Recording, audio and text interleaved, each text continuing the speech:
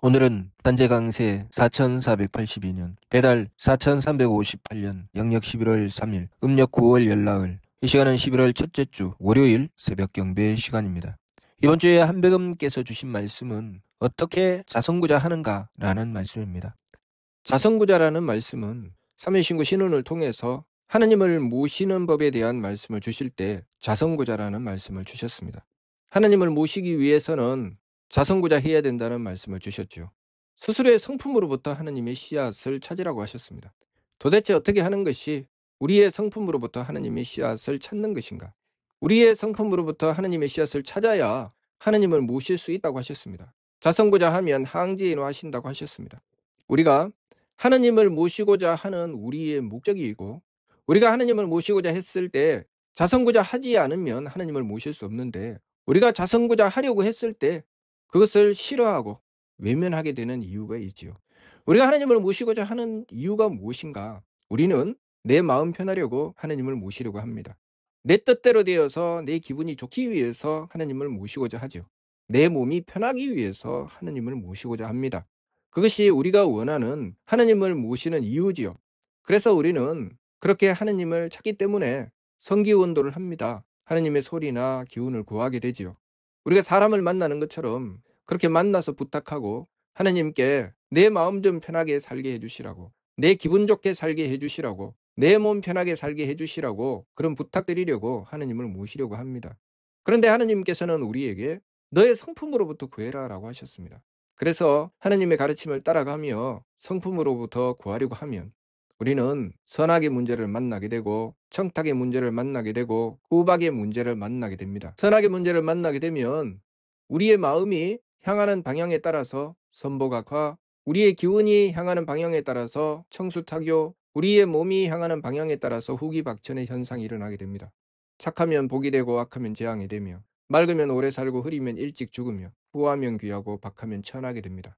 그것이 하나님께서 우리에게 요구하시는 것이죠. 우리는 복과 장수와 귀함을 원합니다. 하나님께서 우리에게 원하시는 것은 착함과 맑음과 후함입니다. 우리는 복을 원하는데 내 마음 좀 편하게 삽시다. 그것이 복이라고 생각하죠. 우리는 장수함을 원하는데 내 뜻대로 되어서 기분 좋게 됨이 장수함이라고 생각합니다. 우리는 귀함을 원하는데 나는 정성 들이지 않고 편안하게 내 몸 편한 것이 귀함이라고 생각하지요. 그래서 그것을 추구합니다. 그런데 하나님께서는 우리에게 착함과 맑음과 후함을 요구하시죠. 그러면 우리는 이렇게 이야기합니다. 그것은 저들이 해야 되는 것이죠. 저의 상대방이 해야 되는 것 아닙니까? 저의 상대방이 해야 내가 복이 있게 되고 저의 상대방이 해야 내가 장수하게 되고 저의 상대방이 해야 내가 귀하게 되는 것 아닙니까? 한 남자가 있어서 결혼을 하려고 합니다.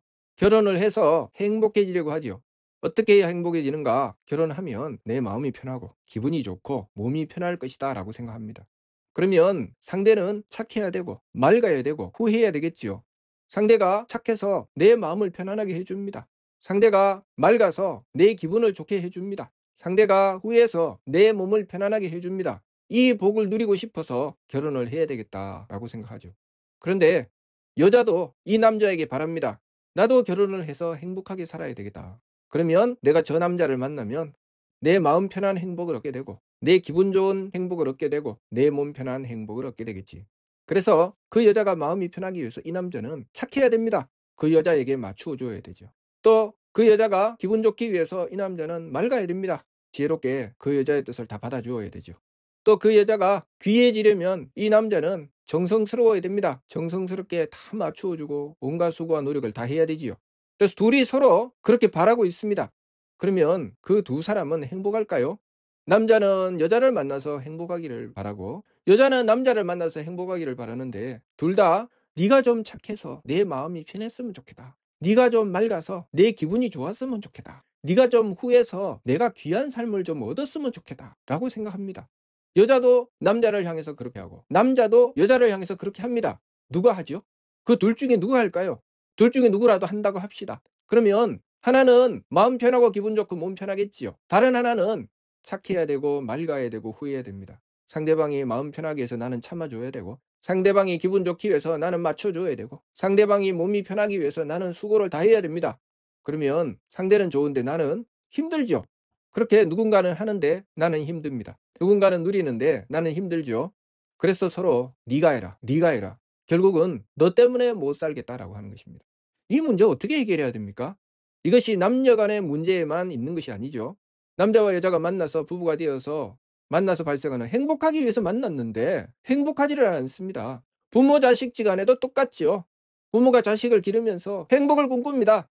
행복을 꿈꾸면서 그 자식을 기르는데 그 자식도 똑같죠. 자기도 행복을 꿈꿉니다. 그러면 상대에게 요구하는 것도 똑같죠. 나를 위해서 착해라, 맑아라, 후회라 라고 합니다. 부모도 자식에게 그걸 원하고 자식도 부모에게 그걸 원합니다. 누가 합니까? 누가 해야 될까요? 자, 그렇다면 착하고 말고 후한 것은 희생하는 것입니까? 손해보는 것인가요? 그러면 왜 나만 항상 착하고 말고 후회해야 돼요? 당신들은 안 해도 됩니까? 그래서 손해보는 생각이 굉장히 많이 들죠. 남편과 아내가 서로 만나서 내가 한번 잘해보려고 그렇게 했는데 나만 하는 것 같습니다. 상대는 안 하죠. 부모와 자식이 서로를 상대하면서 나만 하는 것 같습니다. 상대는 안 하죠. 도대체 어떻게 해야 됩니까? 분명히 하느님께서는 선보각화, 청수타교, 후기박천이라고 하셨습니다. 그래서 내가 상대를 향해서 착하게 했는데 상대는 딸꾹딸꾹 받아만 먹고 자기는 착하지 않습니다. 내가 상대를 위해서 이해해 주었는데 자기 뜻만 다 맞추고 내 뜻은 하나도 안 받아줍니다. 내가 상대를 위해서 정성 들여줬는데 자기 것만 다 받아먹고 나를 위해서는 정성을 들이지 않습니다. 이런 억울할 데가 없지요. 어떻게 해야 됩니까 이거? 어떻게 해야지 이 문제 해결되죠? 하나님께서는 왜 착하면 복되고 맑으면 장수하고 후하면 귀하다고 하셨습니까? 내가 착하면 나만 손해보고 내가 맑으면 나만 손해보고 내가 후하면 나만 손해보는데 왜 나에게 그렇게 하라고 하셨습니까? 왜 그럴까요? 우리는 우리의 인생을 살아가면서 끊임없이 이 선악의 문제, 청탁의 문제, 후박의 문제를 만나고 그것 때문에 좌충우돌하면서 인생을 살아가게 됩니다.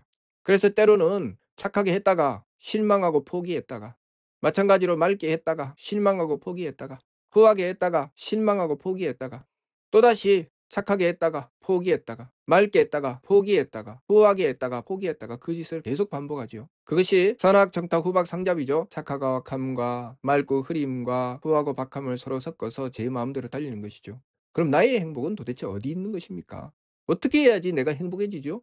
자, 그러면 상대야 어떻게 하든 말하든 나는 끊임없이 내 마음 편한 것만 추구하고 내 기분 좋은 것만 추구하고 내 몸 편한 것만 추구합니다. 자, 그러면 나는 무엇을 해야 됩니까? 나는 마음을 악하게 가져야 되죠. 그래서 악하게 독하게 살아라 그렇게 하지요. 착하게 살면 바보다. 악하고 독하게 살아라. 그러면 상대방은 어쩔 수 없이 너한테 맞춰줄 것이다.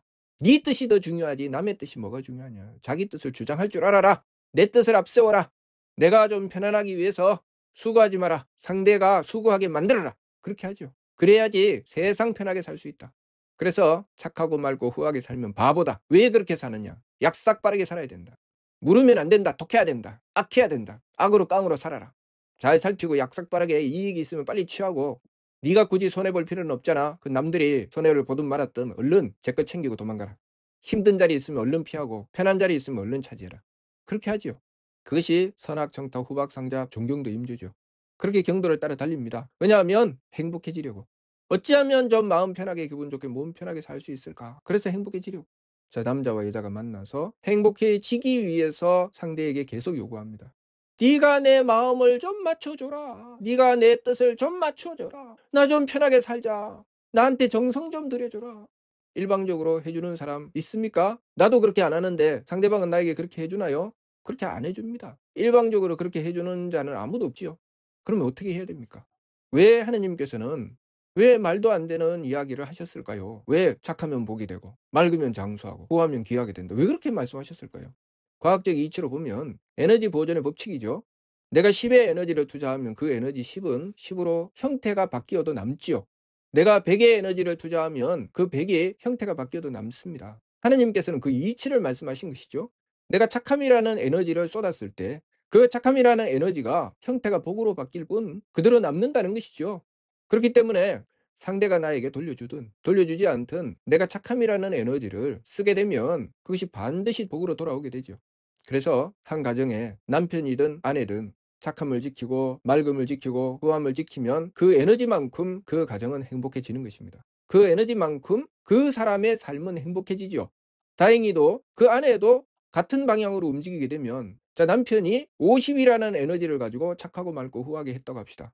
그래서 아내도 50이라는 에너지를 가지고 착하고 맑고 후하게 했다고 합시다. 그러면 두 사람의 에너지가 만나서 100이 됐겠죠. 그 가정은 100만큼 행복한 것입니다.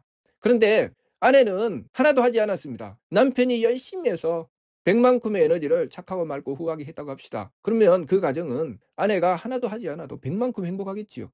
아내가 남편에게 하는 것도 마찬가지죠. 아내가 그렇게 하면 100만큼 행복합니다. 그런데 서로가 서로를 향해서 계속 요구하면 어떻게 되죠?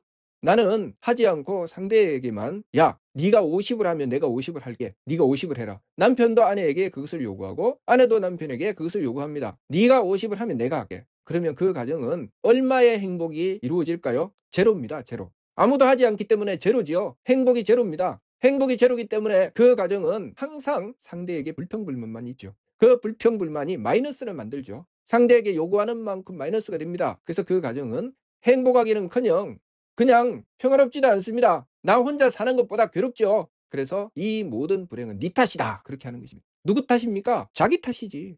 자기가 만들지 않은 것이죠. 자기가 행복의 에너지를 만들지 않았기 때문에 이루어지지 않는 것입니다. 그런데 그것을 상대를 탓합니다. 내가 상대에게 요구하는 것은 마이너스입니다. 내가 행하는 것은 플러스죠. 내가 착하고 맑고 후하게 하는 것은 플러스지만 내가 하지 않고 상대에게 요구하는 것은 마이너스죠. 그러니 상대만 바라고 앉아 있으니까 마이너스가 되는 것입니다. 사랑이라고 하는 것이 무엇입니까? 상대에게 주는 것을 기뻐하는 것이 사랑이죠. 그래서 사랑하면 행복해지는 것이죠. 그런데 사랑하지 않으면 어떻게 됩니까? 받지 않으면 행복하지 않죠. 주는 것이 싫습니다.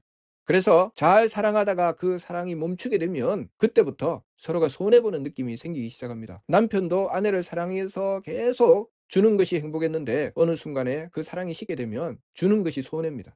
아내도 남편을 향해서 계속 사랑할 때는 줄 때마다 행복했는데 그 사랑이 식으면 주는 것이 불행하죠. 손해보는 느낌이 들죠. 그때부터 불행이 시작되기 시작하는 것입니다. 사랑이 끊어지면 불행이 시작되는 이유가 주는 것이 손해라는 느낌이 들기 시작하기 때문입니다. 부모가 자식을 길러내는 것도 마찬가지죠. 부모가 자식을 기를 때 내가 끊임없이 주어도 줄 때마다 행복하죠. 내가 기저귀를 갈아채우고 젖을 물리고 항상 쓸고 닦고 온갖 수고를 다해도 그 아이의 자라는 모습을 보면 행복합니다. 그때는 행복하죠. 근데 얘가 자라서 내 말을 잘 듣지 않습니다. 그때부터 불행해지기 시작하죠. 왜 불행합니까? 상대에게 요구하죠. 상대에게 요구합니다. 마이너스입니다. 그거는. 상대에게 내가 요구했는데 상대가 들어주지 않습니다. 그래서 그 자식 때문에 불행해지기 시작하는 것입니다. 누구 탓입니까? 그 자식 탓인가요? 내 탓이죠. 내가 플러스를 만들면 됩니다. 내가 플러스를 계속 만들면 내가 만든 만큼 행복해지죠. 그 말씀이 선복악화, 청수타교, 후기박천이라는 말씀이죠. 우리는 이 문제를 인생을 살아가면서 계속 만납니다. 산악의 문제, 청탁의 문제, 꾸박의 문제. 어떻게 풉니까? 하느님께서 용납해라, 이해해라, 배려해라. 내가 상대에게 요구하는 입장에서 보면 하느님은 나한테 계속 손해만 보라고 하시네. 내가 용납하면 상대도 한 번쯤 용납해야 되는 것 아닙니까? 내가 이해하면 상대도 이해해야 되고 내가 배려하면 상대도 배려해야 되는데 왜 안 합니까? 내가 하느님 모시니까 내가 혹은 줄 압니까? 이렇게 되는 것이죠. 그것이 굉장히 어리석은 생각이죠. 우리가 무엇인가 일을 해나갈 때 그 일이 크면 많은 에너지가 들어갑니다. 그 일이 작으면 적은 에너지가 들어가죠.